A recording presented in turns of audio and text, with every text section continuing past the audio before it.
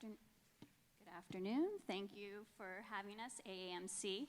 I'm Hillary Walter. I'm the coordinator of curatorial fellowships at the Los Angeles County Museum of Art. I'm thrilled to be here on this panel with my colleagues today. From my right to left, we have Pilar Tompkins-Rivas. Then we have Angelica Afendour-Pujol, Jennifer Himmelreich, and Zainab Vrji. So I feel like part of my introduction really doesn't need to be much of an introduction because we've been having a really rich conversation over the last 2 days about the really important work that needs to be going on within our institutions to be more inclusive. So those were the thoughts that I had in mind when I put the panel together. And I'm really excited to think about the programs that my colleagues are going to be highlighting for you, because it really shows what kinds of possible work we could all be doing within all of our institutions. So I had a couple other notes, again, things that we've been discussing as well. The Mellons Foundation's report that came out in 2015 highlights a lot of this work, as well as efforts that have been happening with the Ford Foundation and the Walton Family Foundation as well. I think before I go in any further, I'm just going to turn it over to my colleagues so we have enough time for them to highlight their programs for you, and then I have a couple questions for them, but then I'm hoping we'll have a rich conversation afterwards together. Thank you so much, Hillary. Good afternoon, everyone. I'm delighted to speak with you all about the Smithsonian Undergraduate Internship at East Los Angeles College and the Vincent Price Art Museum. As a museum director, I think a great deal about institutional models, questions of representation and equity in museums, and ways in which museums can foster opportunities for students and future museum professionals. The Vincent Price Art Museum sits on the campus of East Los Angeles College. The college's enrollment is over 40,000 students, 98% of whom are people of color, with 77% being working class Latinos. The college is the fourth largest Hispanic serving institution of higher education in the US.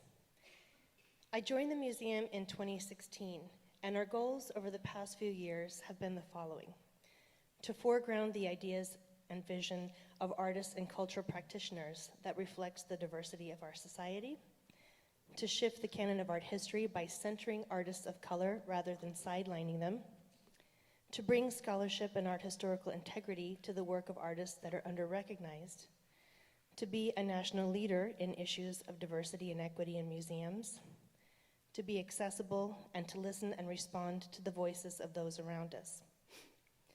As we all know, we need more people representing diversity within museums. It's critical, and we can all play a part in fostering change. At the Vincent Price Museum, we strive to be an incubator site for mentoring and training young people of color in the museum field, with a specific interest in growing the field of Latinx art.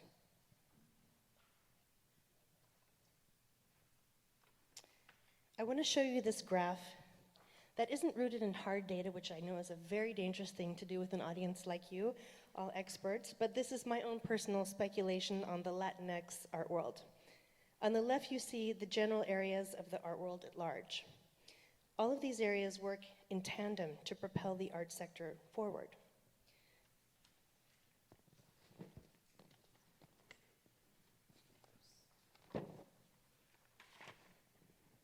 On my right is more of a perception about the Latinx art world. We have a lot of art and artists, but not a lot of the rest. While we have some presence in academia and in the curatorial field, we still need a lot more representation in the many areas of the art world workforce. Everything operates within an economy, and we must be mindful of the many modes in which art circulates. As we move the field of Latinx art forward, I hope that we will see advancement and representation across all sectors of the art world. 2 years ago, we launched the Smithsonian Undergraduate Internship Program, which sends 4 students annually to Washington, D.C. for full-time internships within the Smithsonian Institution. The program seeks to increase Latinx participation and representation in American art museums, and we have sent 2 cohorts thus far to D.C. The Vincent Price Art Museum is one of the only museums with a permanent collection at a community college in the U.S., and this 5-week program exposes students to the field of museum studies early in their academic careers. Their program begins with a week-long museum studies intensive program in LA. In this introductory class session, we cover a range of museum studies topics, including historic and contemporary museum models, museum careers and pathways, and current trends and issues in the field. We network with other museum professionals and do behind-the-scenes visits at major institutions across Los Angeles.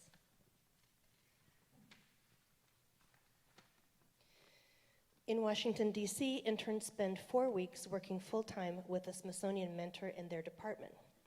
Students have worked in a variety of areas, including museum education, development, exhibition design and fabrication, special collection archiving, object digitization, public programs, and strategic planning.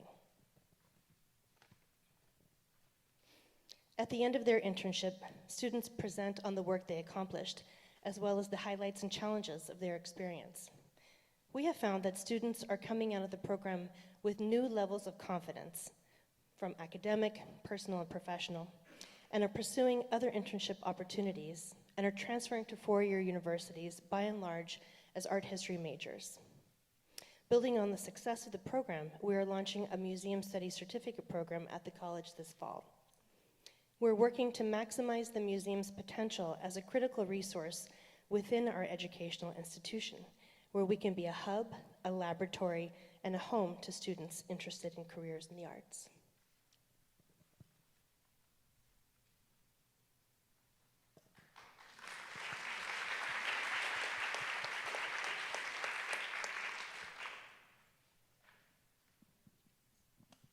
Good afternoon.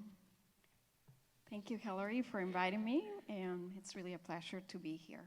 Our program is a partnership between the Los Angeles County Museum of Art and Arizona State University.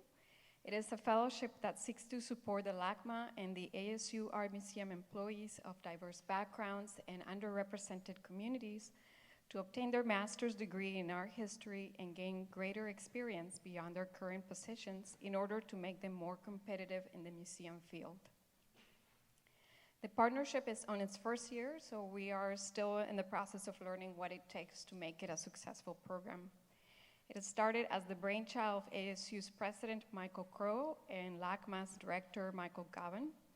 And their idea was to help people of diverse backgrounds overcome some of the challenges of joining leadership positions, namely the cost of higher education and the fact that museum staff often have to choose between work and pursuing a graduate degree. To this end, LACMA gives the fellowship recipients time to attend classes during the day, and so they don't have to choose between work and school, and ASU has committed to providing full funding for all the fellows. We see them here. The 3 on the left-hand side are at LACMA with its director, Michael Gavin, and the 2 on the right-hand side are with the director of the ASU Art Museum, Miki Garcia. The length of this pilot program is 5 years, so we will admit fellows in the first 3 years, and our goal is to have a total of 15 fellows. This partnership fits ASU's mission as the university defines itself by whom we exclude, not by whom we exclude. Our diversity score of gender and ethnicity is well above the national average, as we see on the top graph. ASU is on the kind of turquoise green bars. But as we see on the bottom graph, we still have some ways to go. For this particular fellowship, we develop a commuter program, meaning that they take their classes remotely. We retrofitted our classrooms to make it possible for the students at LACMA to attend our seminars and lecture using teleconferencing technology.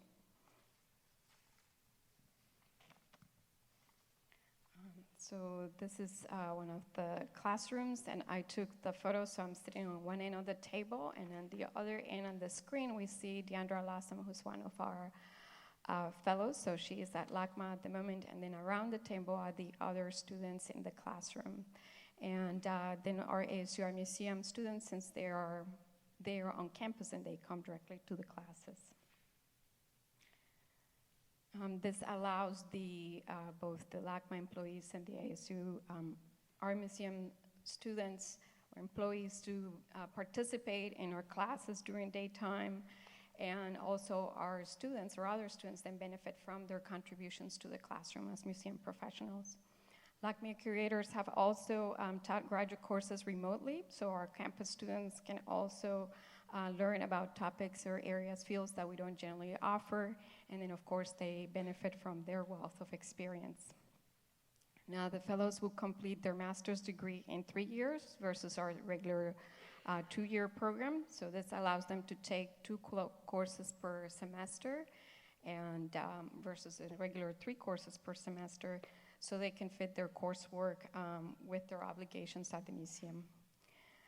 The fellowship also incorporates museum training as part of its coursework and summer breaks. So for example, in year 2 of the master's degree, the fellows will take the course Writing, Speaking, and Collaborating in a Museum Context, which will be taught by LACMA curators and other staff. And they will be studying several exhibits as case studies, and they will also coordinate the production of small books by the students that will then be published by LACMA. And during the summer of the 2nd year, the fellows will travel for 2 weeks to accompany their mentors on a trip to shadow them and learn from them. So our hope at ASU and LACMA is that these fellows, by obtaining their master's degrees and gaining additional experience beyond their current jobs, will be better positioned for leadership jobs in the museum field. Thank you.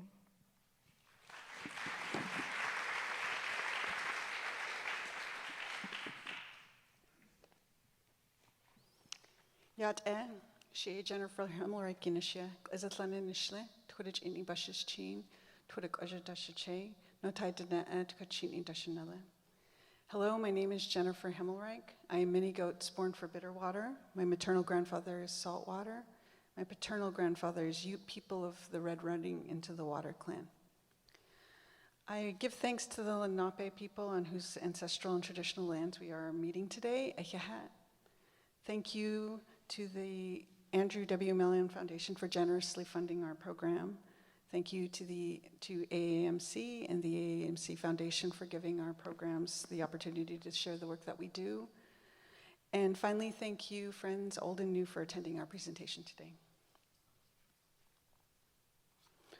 Over the past 20 years, PEMS dynamic Native American exhibition experiences and companion publications have focused on educating a wider audience about the ongoing presence, depth, and breadth of Native American art and culture by dismantling long-standing stereotypes and emphasizing Native voice and agency. In 2010, PEM initiated our Native American Fellowship Program to build on these philosophical underpinnings in ways that challenged ourselves to exceed our commitment beyond doing innovative exhibitions and publications. Our program aims to fill an essential broad need within the nonprofit cultural sector in the United States and Canada. Although much progress has been made over the last 2 decades to diversify cultural and academic institutions, still relatively few Native Americans work in cultural facilities located away from their home communities. What we recognize is the lack of opportunities to acquire and practice the leadership skills and other organizational knowledge needed to succeed in these spaces. PEM's Native American Fellowship Program seeks to overcome these barriers to success by offering fully funded fellowship experiences that build fellows' resumes and increase their confidence to navigate the cultural sector and institutional hiring processes. 5 major programs comprise our work: a 10-week fully funded summer program, 12 to 24-month long-term fellowships, alumni support and engagement to help continue to develop their skills, creating new scholarship through 10 years of lessons learned to build models that create safe spaces within the cultural sector, and looking at possible partnerships and other programs, institutions, and funders to work together to remove barriers for these new voices to flourish. Program staff work diligently to create a welcoming, safe, and nurturing environment for all participants, fellows, PEMS staff, and visiting faculty, so all are transformed and feel a sense of belonging that breaks open the notion of a cultural fit as participants notice similarities rather than differences. These are based on 5 core values that recognize that our participants do not need to exchange one set of knowledge with another. Rather, that community values, institutional values, and each participant's personal values can all exist and thrive in the same space. But the very best folks to tell you about our program are our fellows. Here are some of our 2017 summer fellows talking about their experience, how they begin, as our 2012 alumni and Donna Spears said, to not only think of museums as places to study Native cultures of the past, but to use museums to start to imagine Indigenous futures.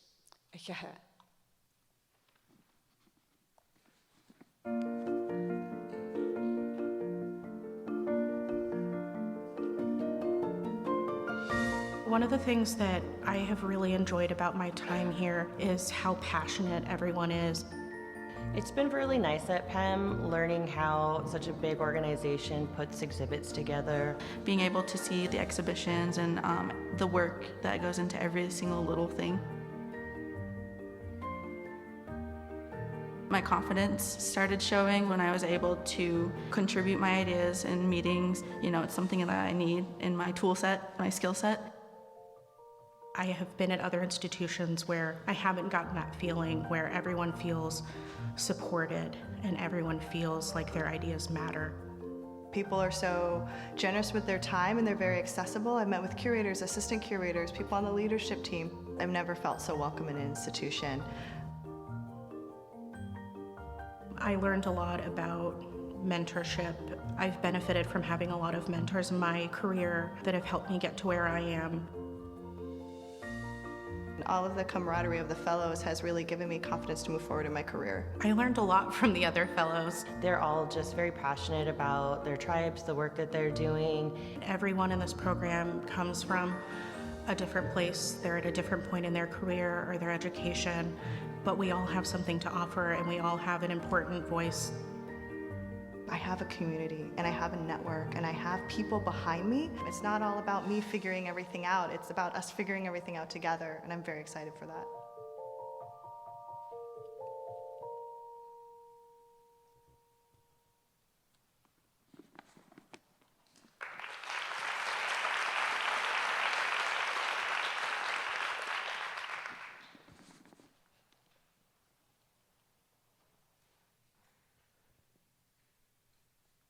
Good afternoon. I'm Zainab Virji, the Executive Director at the Ontario Association of Art Galleries.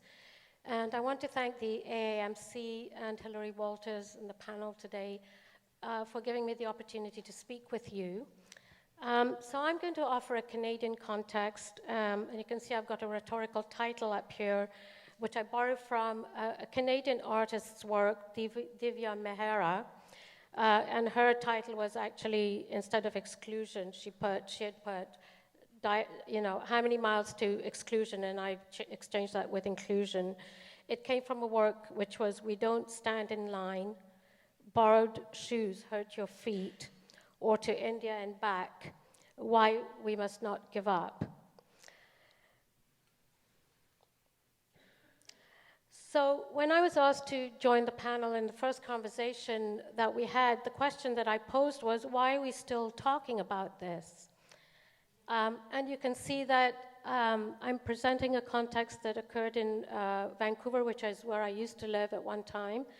And these are evidences of the kinds of negotiations that were taking place in heavily contested spaces. It was also a time where Invisible Colors took place in 1989. I was a founder of that, and it marks its 30th year this year.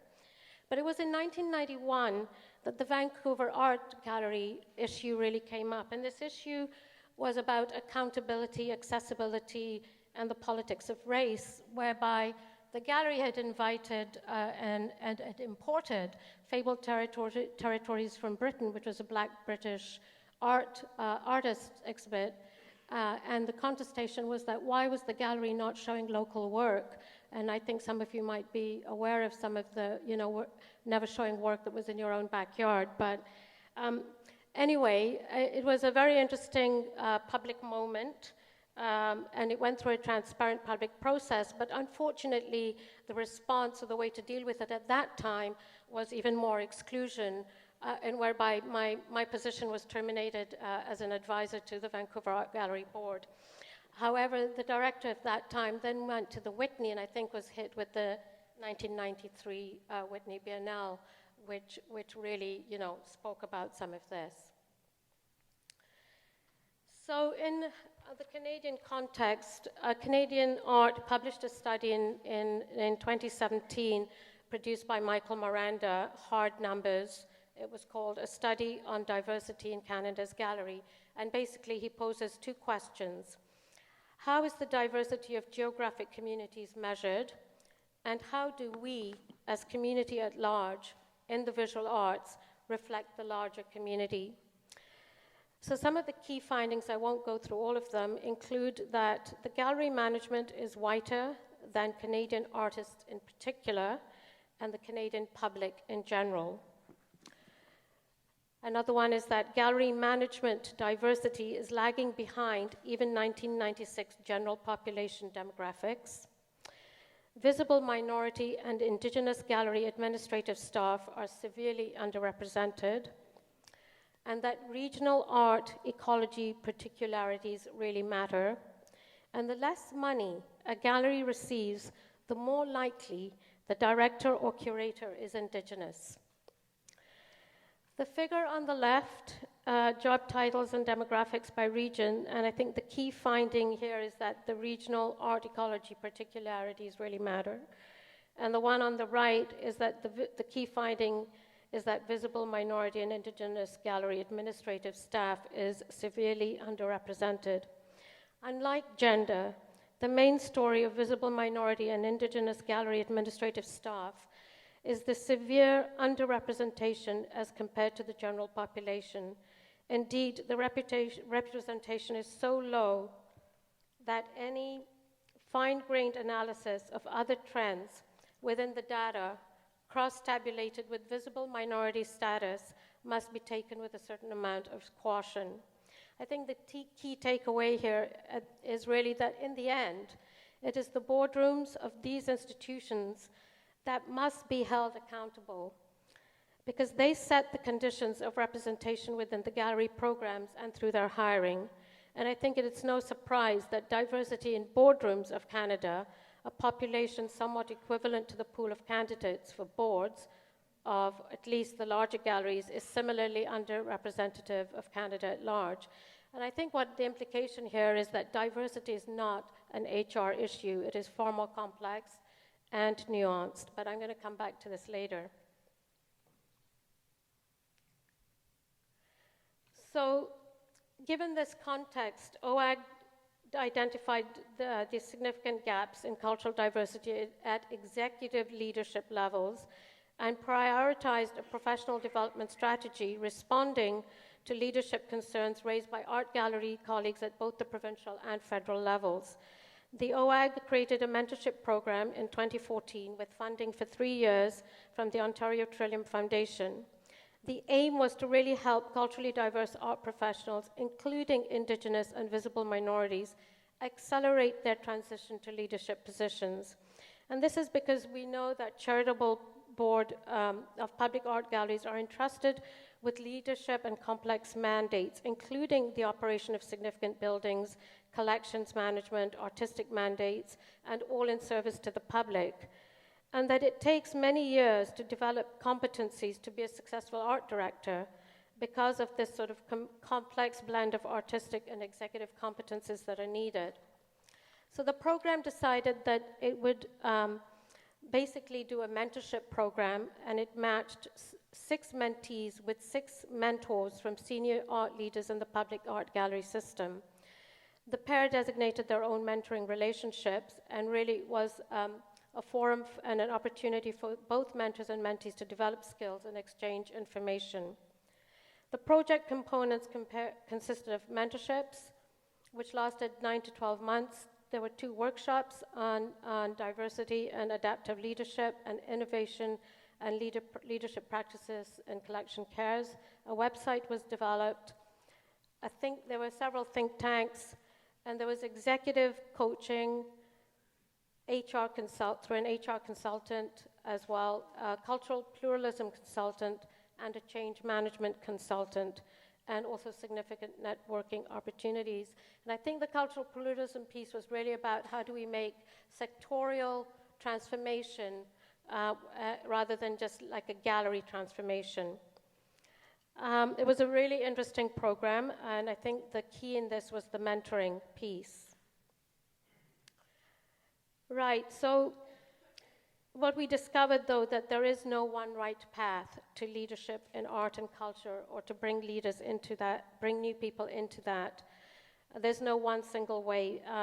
We found that the mentoring should have been institutionalized, not just a representation of an institution via the mentor. So whilst we got the mentors from the institutions themselves didn't really take it on.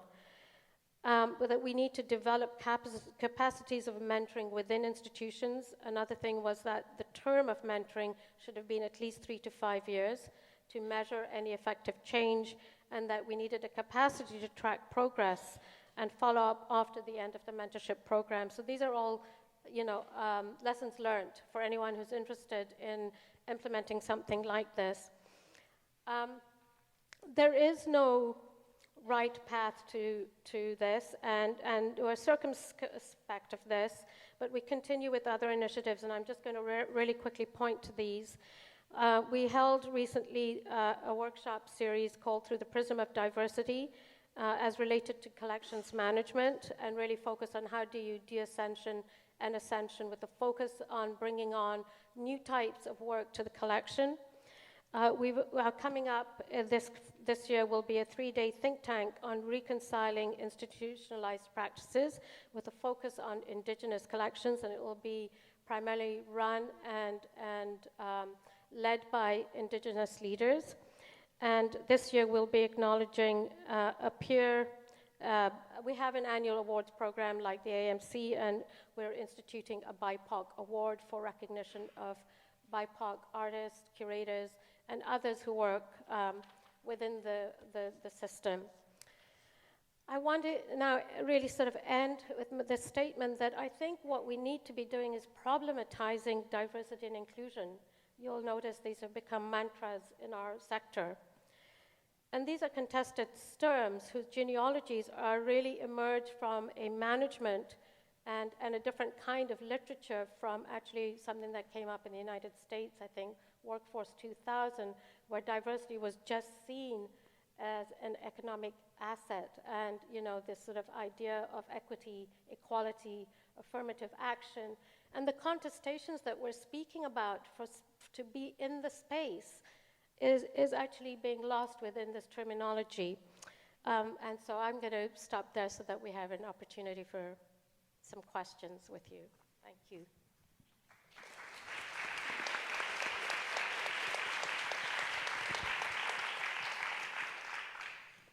So thank you for sharing your presentations with all of us, so our audience has a larger context of understanding what great work you've been doing and involved with. I have a couple questions. The first one is, I'm wondering if each of you might be able to speak about what you found to be most surprising working with some of the participants in your program. Sure, I can begin. Well, in our program, we're focused on working with people at the community college level. So these are students that are just at the very beginning of their academic careers. And having previously worked with you, Hilary, at LACMA on the Mellon Undergraduate Curatorial Fellowship, I've been on the back end of reading applications for students that are entering into other diversity pipeline programs. And it does come up in discussion when you're looking at people just by their application materials, that some candidates look really good on paper and others might not look as good and seem as competitive. So it's really brought to mind the issues of diversity within diversity, and to be mindful that we're really looking critically at what are issues that go beyond ethnic or racial lines, but they may be issues of social equity, things that are completely economic, even dealing with questions of citizenship. And certainly if you're coming out of a public school system in Los Angeles, which is where the students I see are primarily coming from, even writing skills are lacking. And so, that doesn't make the students any less talented, intelligent, or apt to entering into the museum field. So you have to kind of, go beyond and push yourself a little bit harder to look past some of those things, and then also think about other ways in which you might be supportive. So it really makes you, stop and question what are other issues of privilege that you must also consider within these questions of diversity. And I do look at our program as even one that gives people a leg up into a program like the program at LACMA, because they may need even something more preliminary when you're trying to build these bridges into the art field. There are many parts of this process. There are many stepping stones, and so that's something that's come up. Another issue that I have seen, over and over again in working with this program, your program, the Broad's Diversity Apprenticeship Program, for example, and seeing other students come to us through the Getty's Multicultural Internship Program, or in Los Angeles, the ICILA has a program for high school students, and we also receive those students. There's a number of intersecting conversations that are happening across institutions, and at times, young people may also be experiencing mental health issues, and that's something that I don't think I had anticipated, and I've been really interested in this topic for a really long time. Mentorship, internship, opportunities, and opening doors for young people. But we're also dealing with people who are at an age where they may be emotionally vulnerable, in addition to some of these other issues. And by being, young people of color coming into institutions that have historically excluded people like themselves, there are other aspects to that experience that one has to be looking out for, and trying to find ways to be considerate of them as human beings, that it's not just about making the program and plopping them into it and then saying, go forth and prosper. You have to really help them, track them, and support them, and be sensitive. I think, I started in the field about 15 years ago, and I came in sort of on a wayward path. I didn't have any museum studies background. I started at a small tribal museum south of Phoenix with the Auction Indian community, and sort of got my museology training on the job. And what I was really amazed by was sort of what I found at that time was this great community of folks, sort of a jack of all trades, folks that were landing into the field. And I felt I had a little bit of confidence, so I could go and ask for help. I took a break for quite a bit of time to have a family and to go back home to my community and help. When I re-entered the field about 4 years ago, I was very surprised at what I was re-entering into, that there was a lot of different programs churning out a lot of different kinds of graduates. And I thought I was going to encounter students who, because they had better degrees than me, better knowledge, better internships, I thought that they would be much more confident. When I began doing the program, And I am a 2011 alumni of the Native American Fellowship Program and a number of other fellowship programs. I thought they would be a lot more confident because they had this training and experience, but they don't. I spent quite a bit of my time, and as you've probably heard over the course of the last couple days of presentations and throughout these presentations, is that these students are coming with very unsure of themselves.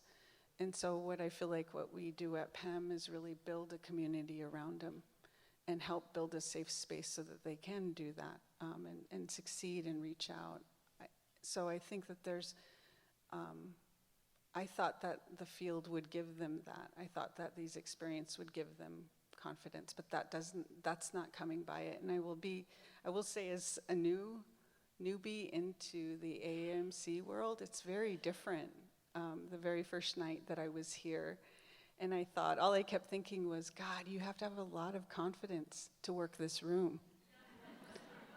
And so I think that that is something to note amongst yourselves of how, even if you're faking it to make it, I think it would be good to work in mentorship is to say that and be very explicit about that, about how you had to, pretend for a little bit until things felt right. And I constantly work with our fellows to reach out to our amazing staff to say, you really ought to ask them how they got into this field and how they felt, how confident they felt, because they see you all just as you're all doing the work they want to do.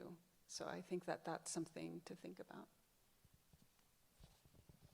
I think the fellows in the program, because they are already in the museum field, it's a slightly different crowd, I think.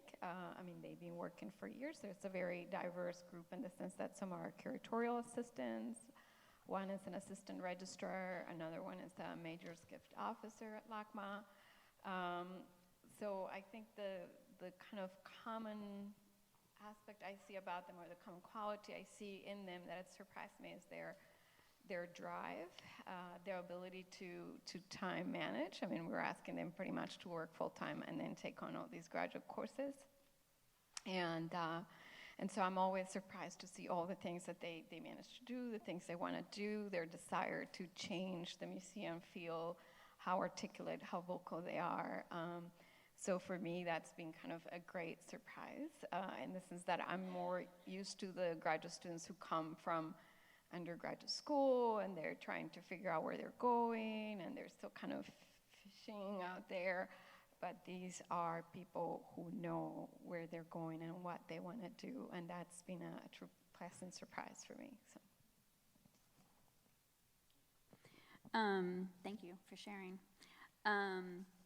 So as Zainab alluded to in her presentation, I wondered if each of you might be able to share some of your thoughts about why we are still talking about the need for diversity, and why is this a hot topic now, whereas we've known about this for a long time, and identity politics and multiculturalism and all of this from the 90s. So I was just wondering, what are it's great that we're doing all of these programs and we're opening up pathways for individuals to come into the field, but is there something else that we're overlooking, or is there some other systemic issues that we're not addressing?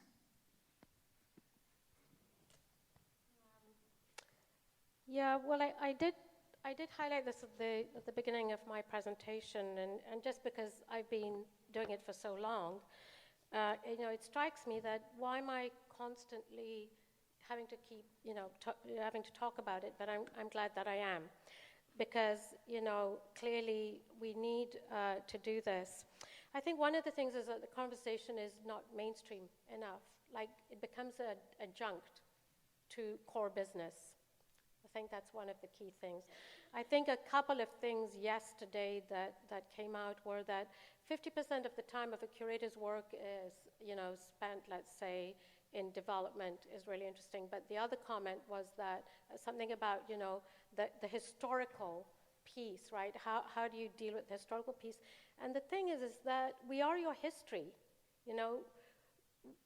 if you don't know the trajectory of the struggle and the contestations, then learn about it, because that will help you understand how you've got to today and what you can do about it today for the future generations that will come. And I think that's key. It always surprises me when I ask some people, like, do you know about this? And they're like, never heard of it, right? It's astounding sometimes to me, because if we've just become so social media, it's just a quick Instagram picture, or a quick 120 characters. I think you all know this, but it needs to be resaid maybe. So I think that's another thing.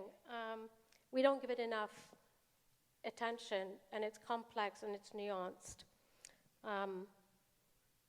I think we do need to problematize diversity and inclusion deeply and think about that. I can come back to this, but let others speak to it. I mean, for me, it's pretty direct, in that what gets historicized? What story are you telling? Whose stories are not being told, and why? And those, for me, are systemic in the field, in art history, and in museums in general. I focus primarily in terms of my own curatorial work on Latinx art, and that's a field that needs so much attention, so much work. It's deeply under-historicized, and we're just beginning to build back in the historical records for that. We need to go back, but we also need to be dealing with the artists of today and looking forward and thinking about what lies ahead. So there's just a lot of catch-up, to be done. And, that's not a field, the Latinx art field is not exclusively for Latinos. Everyone's welcome to do work on it, of course. You're all welcome. But we know that when you get people into the field that come from that background and have that sensitivity, interest, and then training, that you can make a lot of strides. And this comes to real examples of what gets included into museum collections. And I'm not going to name names or embarrass anybody, but we did a big exhibition on Laura Aguilar at the Vincent Price Museum, and it's traveling nationally now. And the work in the collection from her work is now entering into major collections from the Whitney, the Tate, the Met. And that wouldn't have happened if we hadn't have done the labor at the museum.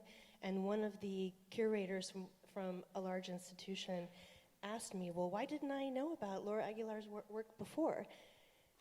Are there other Latino photographers? And this was a photo curator.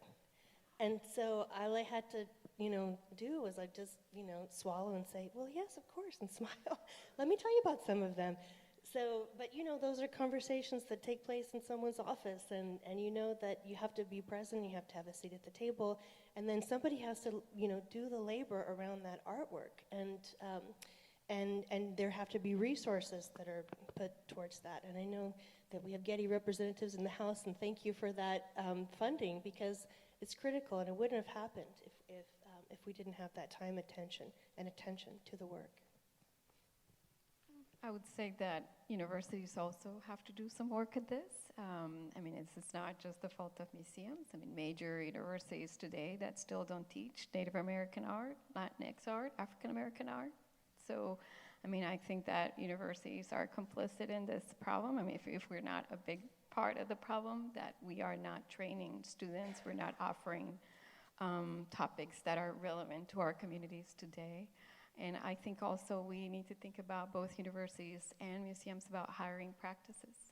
We can't just have interns and fellows. I think we've heard this throughout the conference several times now, that we really have to think about, how we go about hiring, how we're thinking about, what people fit in our institutions. These are words that I have heard in hiring committees, right? It's a better fit, but what does that actually mean for each institution, and how do we each see ourselves going forward, and what are the things that we actually want to bring to our institutions? I think for me, thinking about, because the work that I do, I always infuse Indian country into what I do. And I think that for me, constantly thinking about how the program defines impact and success versus how the institution defines impact and success versus how our funder defines impact and success. And the most important is, how does Indian country define impact and success? And trying to work towards the middle, that right in the center of that is what we're constantly looking at and assessing and trying to work towards. All right, I think I'm going to turn it over to the audience. Thank you for sharing. And see if we have lots of questions.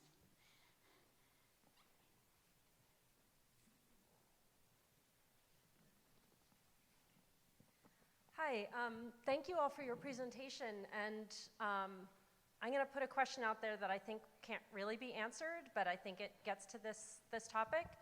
I am a product of the diversity pipeline, and I have been wondering for a couple of years now, where are all of us who were products of the diversity pipeline from the 90s? And I think those programs were even back into the 80s. I don't really know sooner than I was involved, but I was the benefit of diversity initiatives at major museums. I worked in curatorial departments. I was the beneficiary of diversity initiatives at the academic level, at the PhD program, for PhD programs, and through postdoc work. So, assuming I wasn't the only one during those years, there has to be a whole bunch of us. And if we're not in the field, why aren't we still in the field? If we're in the field but we're not visible as products of the diversity pipeline, why aren't we visible? I think part of the answer is that those early programs were sort of like checking off a box and, well-intentioned, and they did the program, and then so long, and nobody kept track of us. But I think there's been a lot of attention to these new programs, which is fantastic, but I think some of you have touched on some really important issues. Long-term mentoring, long-term tracking of progress, even that issue of fake it till you make it. Is there a degree to which these diversity initiatives were fantastic opportunities for that person, but 5 years later were a stigmatizing element on their resume? I think those are kind of messy and uncomfortable questions to ask, because certainly all of these programs are done with the very best of intentions, and I would not have a career as a curator if I hadn't benefited from a multitude of those programs.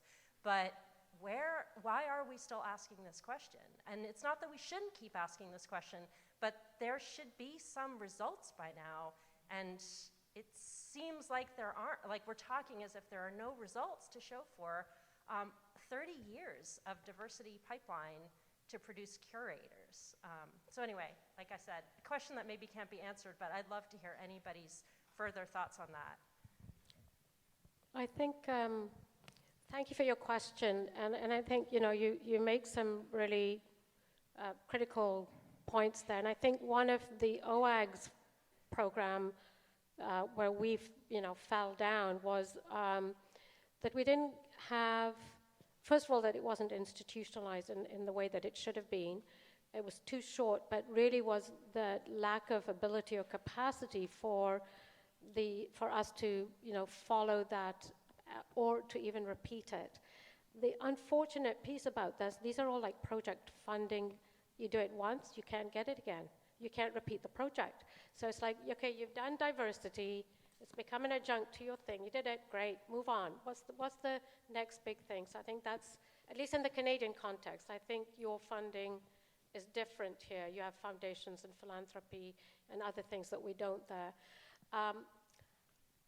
I do think it's that we haven't, again, I think that we don't understand the nuance and the complexities of it, and that it behooves us to find out and understand the history if we're going to shape anything for the future, and that maybe we should, from this forum, think about what we can do next, right? Because that's, I mean, it's great to come and say, well, this is what we've done, and now we don't know how to track it, but what can we do next?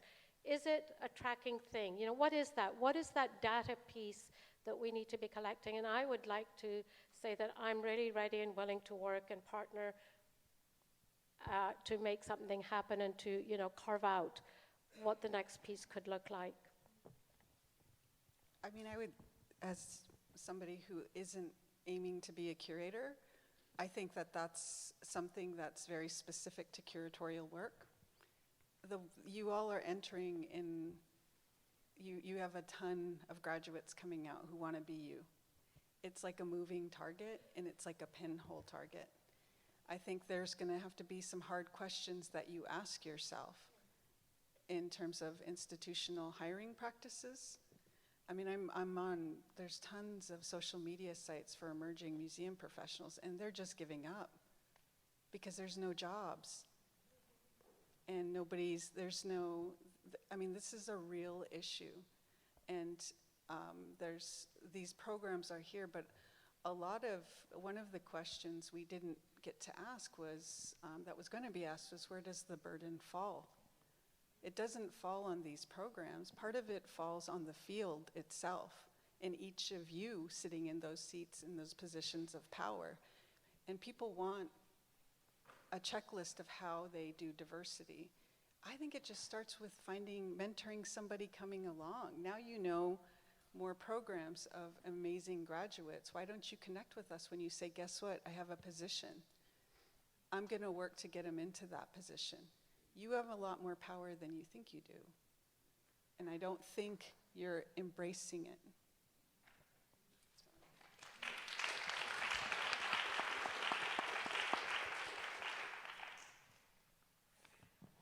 Other questions?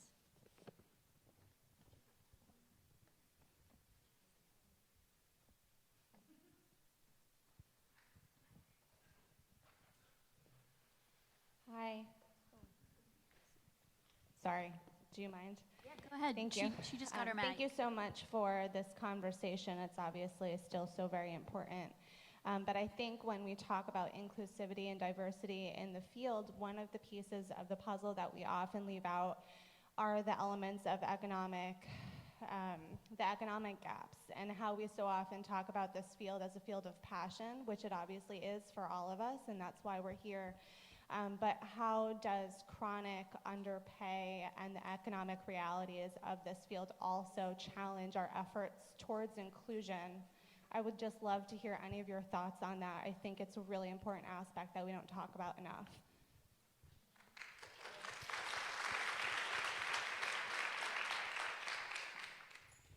Thank you for bringing that up. It's absolutely critical because, the realities in general, in terms of economic disparity, as it stretches across diverse communities, is that people do not have the privilege to do unpaid internships, to volunteer their time just to get a foot in the door. That's, people have to work, they have to get paid, and those are real obstacles. So, I don't know. I mean, I think that within all the programs here, that we're discussing, and others that I know that are out there, I mean, it has to include that economic piece for those individuals, for the students or the young people that we're mentoring and trying to get into the workforce. It has to be considered at every step, and even reevaluated. And I'll give an example with our Smithsonian program. The college sets a per diem for students, and we calculated our costs to the per diem for the students, and then realized that it's not enough when you're putting them into this context over a period of time. So we have to reevaluate and make sure that we're covering them. So it puts the burden back on our museum and our foundation to go out and double the resources in that area. But we don't want to leave them hungry. We don't want to leave them stranded. So it's a big issue, and I'm sure other people have other thoughts about how it plays out in terms of practice. No? I think we recognize that our students come when they finish in the effort to professionalize the work that everybody's doing across the field. Students are incurring massive student debt in order to get access, if they're lucky, a foot in the door. And so they're already coming at an incredible disadvantage to try to get their foot in and to make it in this field.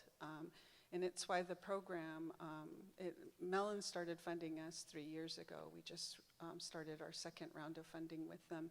Prior to that, the institution, it was really a top-down program. It was a sort of brainchild of our director, Dan Monroe, who really made it a priority. So there's been, in the 10 years of funding, there's been years when the institution had 0 funders who were interested in the program, and the institution took the responsibility to provide. We've always provided stipend, housing at a local university, and travel to and from their homes to Salem. And that was something that's really set a precedent, and something that when we go to funders, we don't ever, that's part of the foundations of what we do. But as we started building into these long-term fellowships, bigger salaries, we ran into issues within the institution of equity. And we kept trying to push that, the fact that these students that we were bringing in, our fellows, were coming in with massive debt. And they needed a way to offset that. And we got a hard pushback no because of equity issues, pay equity issues.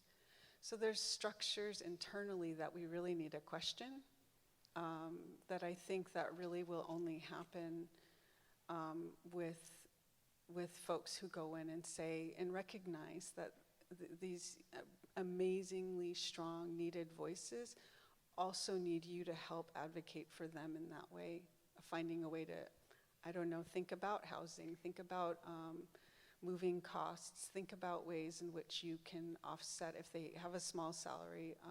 What can you do? Professional development funds, because there's such an issue. I mean, while I've been here talking with people, we've all talked about the student debt issue. And I'm just really, I'm worried, I really am about that, of how we begin to solve that. I think, all of our programs try to address that economic aspect of it, but I think also the larger issue, I think, in the room is somehow also that museum salaries are not great. I mean, not just for people of color, but for everybody. So I think, we're also looking at people who are very talented, very smart, and so the question is, how do we keep these folks in this field if the salaries are not competitive? So I don't know that, we have an answer, or you have an answer to this, but I imagine that this is something that, the economic structure of museums, the funding agencies really need to think about in the long term, if we're to attract the talent of any ethnicity or background, then the salaries have to meet that. I think we had a question down here. I do, but I've asked the question before, so if other people haven't. Okay.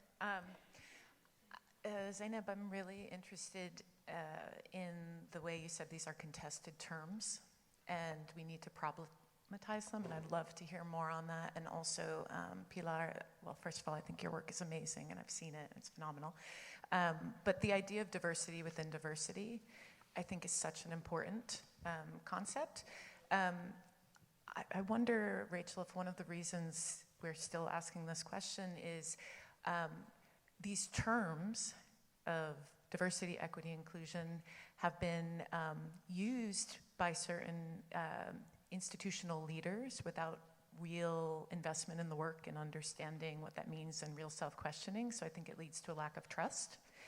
I had brought to my attention recently that there's even a distrust of the word equity as code, and I'm paraphrasing an email in exchange for institutions of white privilege to feel good about themselves, right? And using that as a benchmark without real understanding of the ramifications. And I would really invite all of you to share frankly and critically, ways to invite colleagues to do real work, to invest in understanding what that means to build the trust that's needed.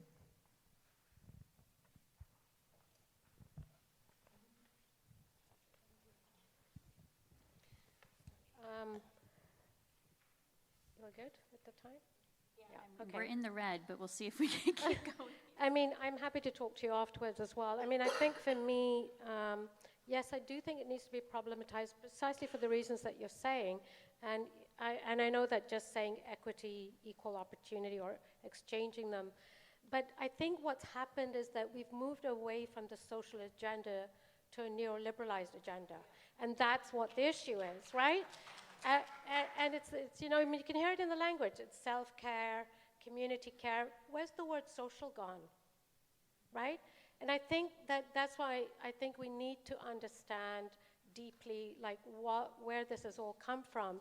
I mean, for me, just the words diversity and inclusion, I think the way it's taught in the galleries or spoken about, somebody's flown in from the United States to speak in Canada about diversity and inclusion, and the thing is, what it means is that you're invited to the party and you're also asked to dance. Well, I'm sorry, being asked to dance doesn't mean that you're included or even wanted. You're just being asked to dance. But this is how it's being spoken about. So my contention with the terminology is that it kind of came out of management literature in the 1990s, was embedded in the Washington Consensus of 95, and then into the Washington 2000 Workforce Report. And it was the need of industry to market and production globalization, which was foregrounded, the issue of new demographics of labor. That's where this terminology is coming from, right? And so the implication of that is that diversity is only an economic asset. That's why I'm saying let's problematize it and speak about it. And we as an industry, whether it's in the United States or in Canada, we can come together to talk about this more deeply and see where real change be made. And, I'm glad that I'm still here talking about it and being on the forefront of it, and I always will be. And I'm always get invited to speak on it, although, I am an artist and a curator, but because I'm a person of color, but I'm happy to be here to work with, any institution or association to say, let's look at the next step. Let's gather that data, because it's all about evidence now, right? Show us the evidence. So that's also part of the issue. Anyway, I think we're really out of time. I think I've said my piece there, but I'm happy to meet with you after. Well, thank you, everyone.